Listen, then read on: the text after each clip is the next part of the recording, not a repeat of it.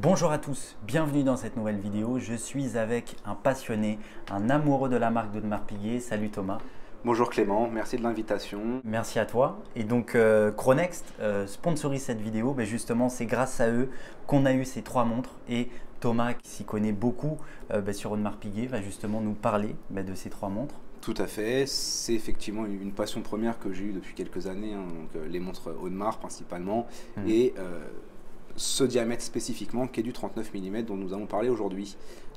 D'accord. Donc on abordera, je pense, plusieurs sujets, que ce soit la tapisserie, que ce soit les différents calibres, que ce soit le plaisir de la marque, son évolution. Voilà, un échange, je pense, de plaisir et de passionné. Complètement. Et d'abord, commençons par toi. Mais comment t'es venu cette passion? Eh bien très simplement, la première montre que je me suis achetée était pour mon mariage. Donc une montre pas du tout Audemars Piguet puisque Rolex en 2017. Ok. Et la passion des montres est venue petit à petit. J'avais passé la première barrière effectivement compliquée de l'aspect financier, si vous voulez, à mettre dans une montre avec la première Rolex où j'avais dû payer peut-être 8 000 € à l'époque. Et petit à petit, l'amour est arrivé. Je me suis renseigné tant sur la partie montre pour tout ce qui était robustesse. Donc je m'étais naturellement orienté vers Rolex. Et puis petit à petit, pour les complications horlogères et finalement pour les différents designers. Et je me suis attardé sur Genta, qui m'avait finalement donné une envie, une passion pour cette Royal Oak, simplement pour sa finesse, pour la façon dont elle avait été designée, mais aussi pour son histoire, puisque la Royal Oak en 1972 au Salon de Bâle n'avait finalement pas tant marqué les esprits, en tout cas pas positivement. 1000 exemplaires, je crois, à l'époque, qui ne sont pas forcément tous vendus. Un diamètre particulier, on est sur du 39 mm, chose qui à l'époque était un peu rebutant, puisque défini comme une montre un peu sportive. À l'époque, on était plutôt, si je ne dis pas de bêtises, sur du 36 mm ou des diamètres de ce type-là, qui étaient quand même plus difficilement portables aujourd'hui, qui passaient très bien sous les chemises, avec des calibres un peu plus plats. Donc cette montre ne marche pas forcément à l'époque. Et on s'y intéresse petit à petit depuis quelques années, en tout cas de mon côté. Et j'ai aimé toute l'histoire d'Audemars Piguet. J'ai aimé effectivement, comme on peut le voir sur ces différents modèles, ce bracelet à chute qui était d'une part intégré directement au boîtier, chose qui m'a particulièrement plu. On a l'impression sur ces montres que nous avons un bloc, un monobloc dans lequel la montre a été taillée. Oui. Et c'est ce qui m'a particulièrement intéressé, contrairement à d'autres montres qui sont aussi très belles, dont on pourrait citer, mais de marques différentes, qui me touchent moins, si vous voulez. Là, sur ces montres-là, sur les montres Audemars, j'ai de l'acier poli, j'ai un effet miroir, j'ai la petite tapisserie qui est aussi finalement la marque, la patte d'Audemars, la tapisserie qu'on voit au fond, sur le fond de la montre, le cadran, de différentes couleurs qu'on peut effectivement avoir ici, du bleu, du blanc et du noir, mais aussi, comme on peut le voir sur certaines Audemars, que ce soit les Jumbo, les 15-202, les 54-02 et j'en passe, où c'est une petite tapisserie. Ici, on voit ce qu'ils appellent une grande tapisserie, donc avec effectivement des carrières un peu plus gros. Et puis la méga tapisserie qu'on va retrouver sur les offshore, mais avec sur des montres qui ont des diamètres du coup un peu plus importants, puisqu'on est sur du 42 ou du 44 mm. D'accord. Et ce que j'aimais particulièrement sur ces montres, en tout cas de mon côté, parce que j'en ai porté quelques-unes, c'était la taille, le 39 mm qui pour moi correspondait vraiment à la taille intéressante pour allier la sportivité et l'effet un peu chic. Ça passe facilement sous les costumes et ce n'est pas trop ostentatoire. Quand on peut le voir sur différentes autres montres, j'ai aussi une Rolex sur du 41 mm qui va paraître quand même finalement beaucoup plus large que ces 39-ci. Et donc qui sont un peu plus visibles. Donc ça va vraiment dépendre finalement de la personne qui porte ces montres et comment on les porte. On peut voir aussi différentes épaisseurs, puisque là si je vois bien nous avons une 15-300, donc une des évolutions si vous voulez de la Jumbo, la seule 39 mm en 3 aiguilles, donc c'est une montre intéressante, puisque à savoir Audemars Piguet aujourd'hui fait les références 15-500. À l'époque, on a eu les 15-400 qui étaient en 41 mm, donc une évolution certaine, et je pense aussi un profil de client un peu différent, donc des montres plus épaisses et plus larges. Et c'est ce qui fait l'intérêt finalement de cette montre que tu nous présentes aujourd'hui. 39 mm, Audemars Piguet, Royal Oak, 15-300, la seule 3 aiguilles, date en 39. Voilà. En plus. Donc, à l'époque, était pas une concurrente à la 15-202, mais dans la même lignée si tu veux, puisque on s'appuyait sur les mêmes codes, Nous avions le AP à midi, la date et effectivement l'aiguille des secondes. Oui. Ça a été changé. Je peux aussi te parler effectivement de ces différents modèles. Donc là, je crois Bien sûr. qu'on a une épaisseur de 9,3 ou 9,4 mm d'épaisseur, donc qui reste une montre assez fine finalement. Oui. Et ce qui fait l'intérêt de cette montre, élégante et qui passe partout. Voilà. Okay. Pas forcément visible, et c'est quelque chose d'intéressant. Il faut noter aussi, ce que j'apprécie sur ces montres-là, c'est vraiment les différences de couleurs qu'on peut avoir avec les différentes vis qui vont être en or blanc, donc, que l'on voit quand on a la lumière, ressortir un peu jaunâtre, un peu couleur voilà, or rose si vous voulez, pareil sur les index. Et c'est des points d'attention qui m'attirent, si tu veux, quand je vois ces montres-là. Okay. On a effectivement l'effet miroir qui est à l'intérieur du cadran, qui est sur les côtés, et qui permet d'avoir différents jeux de lumière. Et ça, c'est très intéressant, puisqu'on n'a pas la même montre l'été ou l'hiver. Voilà. Donc là, une certaine finesse dans cette montre. Ouais, qui une est boucle, très belle. Une boucle déployante, donc ça c'est une des dernières boucles, hein, si tu veux, puisqu'à l'époque nous avions une monoboucle déployante avec le double AP qui permet vraiment d'avoir un rappel de la marque, et ce qui est plutôt intéressant. Voilà, c'est des petits détails de ce type-là que l'on voit. Calibre apparent sur le 15-300, donc c'est un 31-20. On n'a pas sur ce calibre-là une très grande réserve de marche, c'est pas ce qu'on lui demande de faire, mais un calibre très joli qui est décoré avec une masse en or, voilà, avec le poinçon Audemars Piguet. Oui. Et c'est, je pense, une des montres qui peut être les plus demandées, simplement pour sa beauté et puis les codes qu'elle respecte de l'époque. Oui, voilà. Beaucoup. On va passer à la suivante, si tu veux bien, qui est quant à elle un chrono. Tout à fait, un chrono. C'est donc, ça. Que Chronext nous a sorti. Donc c'est un 39 mm, Audemars Piguet toujours, dit Kasparov, du joueur d'échecs. Monsieur Kasparov qui effectivement a eu son nom puisque je crois en tout cas dans la légende, Gary prenait cette montre, il la posait en début de partie sur la table lors de ses compétitions d'échecs et lorsqu'il remettait sa montre, c'est qu'il pensait avoir gagné la partie. En tout cas, c'est ce que j'ai cru comprendre et c'est comme ça que j'ai toujours vu cette montre. Et le moment où il remettait cette montre-là, c'était que la partie était pliée. Et donc, il en a fait longtemps, volontairement ou involontairement, la publicité, mais qui était le chrono de Audemars Piguet, 39 mm, avec ses poussoirs vissés, donc de l'époque, qui sont très intéressants. Cette version qui est une 25-860 ST, si je dis pas de bêtises, a eu une évolution qui est la 26-300, donc qui est exactement la même montre, sauf que une partie à l'intérieur de la montre a été retouchée de façon à ce qu'il y ait une meilleure étanchéité, notamment au niveau des poussoirs.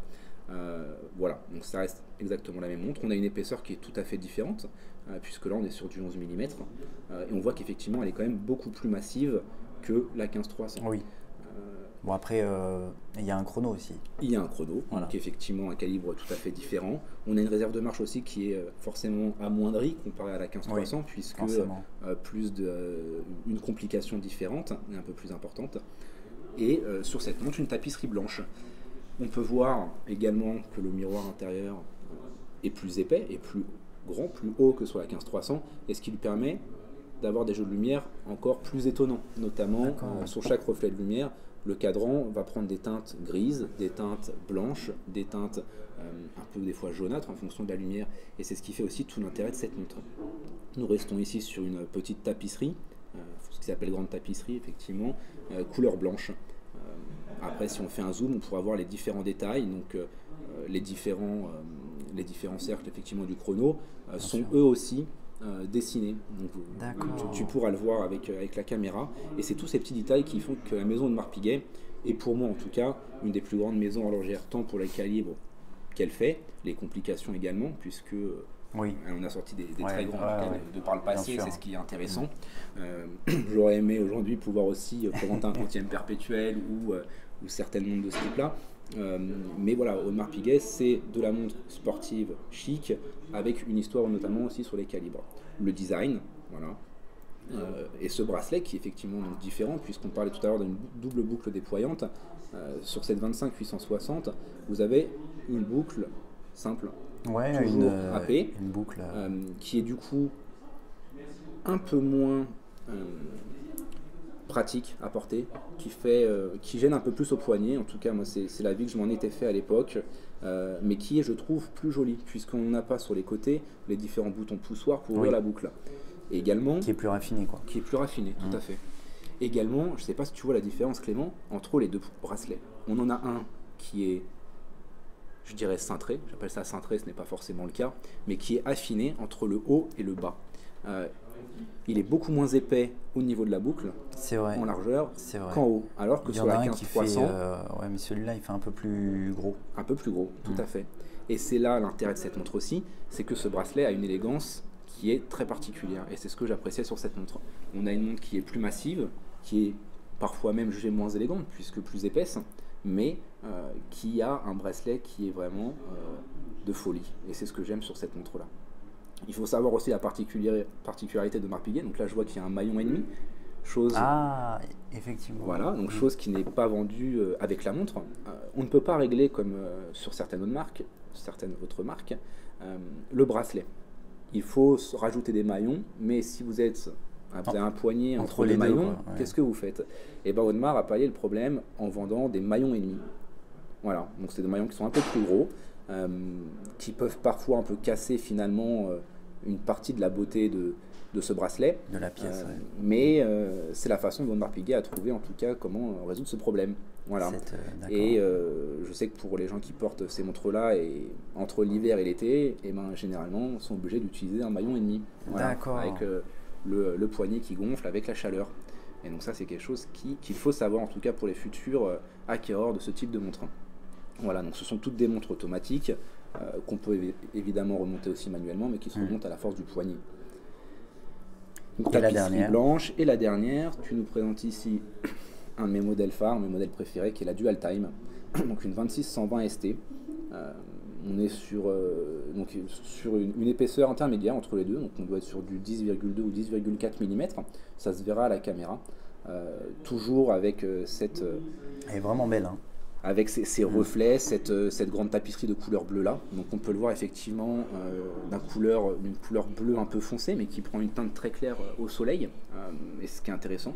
Donc nous présente ici un calibre tout à fait différent, sur lequel je ne pourrais pas forcément m'étendre puisque je ne le connais pas plus particulièrement, mais qui je crois, je ne suis pas sûr, est une base d'un 31-20 sur lequel on a monté quelques briques. Et on voit ici, et ce que j'aime beaucoup sur ce modèle aussi, c'est un modèle qui peut rebuter de prime abord, simplement parce qu'il n'est pas homogène. On pourra le voir, je pense, à la caméra un peu plus tard, mais on a une réserve de marche à gauche, on a la date à droite, le second fuseau horaire en bas, et l'indicateur jour-nuit du second fuseau horaire en bas également. Donc quand on voit cette montre, on se dit que ça attire l'œil, c'est très chargé, mais il faut voir ça autrement. C'est un échange qu'on avait eu aussi tous les deux. Complètement, monsieur. On aime ou on n'aime pas. Et je pense que même quand on n'aime pas, on apprend à l'aimer. Simplement parce que c'est des montres qu'on voit très peu. Ça peut ressembler un petit peu à une 5712 de Patek Philippe, qui a aussi finalement un cadran qui n'est pas du tout homogène, mais qui est très joli. Et on retrouve surtout ici, et principalement, une complication qui est très utile. Oui. En tout cas, à mon sens, puisque si vous voyagez un petit peu, vous êtes content de ne pas avoir à modifier l'heure de votre montre, vous avez déjà le second fuseau horaire et l'indicateur.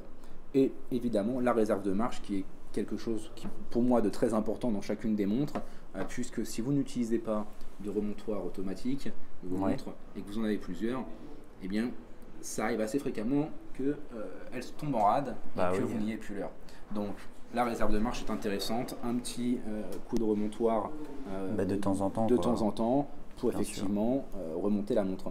On retrouve ici aussi sur ce modèle-là la boucle similaire à la 15-300, donc une double déployante. Par contre, si tu regardes bien, on a ici les Audemars Piguet AP qui sont beaucoup plus petits que sur celle-ci. Qui sont plus fins, quoi. Exactement. Donc tout à fait. C'est encore une certaine version de bracelet qui est aussi très jolie. Et je pense que ce qui fait vraiment les beautés de ces pièces-là, et c'est mon humble avis, c'est cette lunette. C'est le cadran d'une part, tapisserie, mais cette lunette que vous voyez en acier, brossée, octogonale, qui est vraiment le signe fort de Audemars Piguet. Ça c'est clair. c'est quelque chose qui, effectivement, de prime abord, peut plaire ou non, mais cet acier brossé que vous voyez, quand vous êtes au soleil et qu'on voit vraiment l'ensemble des traits, Audemars Piguet, les arêtes qui sont vraiment saillantes, c'est ce qu'on aime sur cette pièce. L'impression d'avoir un monobloc dans lequel on a taillé une montre et qui est merveilleuse. Ça en fait toute sa sportivité, ça en fait de très belles pièces. As-tu un Instagram où on pourrait te retrouver?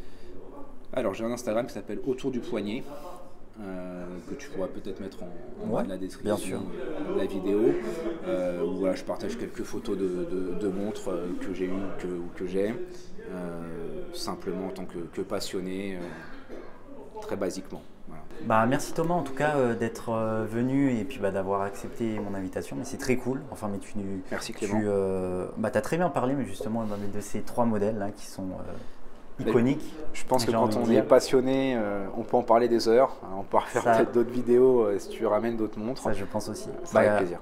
Carrément. Plaisir partagé. Chronext est un site internet allemand et propose un large choix de modèles. Pour tous ceux qui sont intéressés et qui souhaitent acheter ce genre de modèle, je vous mets le lien dans la description de cette vidéo. Surtout qu'avec le code de parrainage Clément en majuscule, vous avez une réduction sur votre achat. Dites-nous ce que vous pensez de ces montres dans la description de cette vidéo et on vous dit à la prochaine. Salut! Au revoir!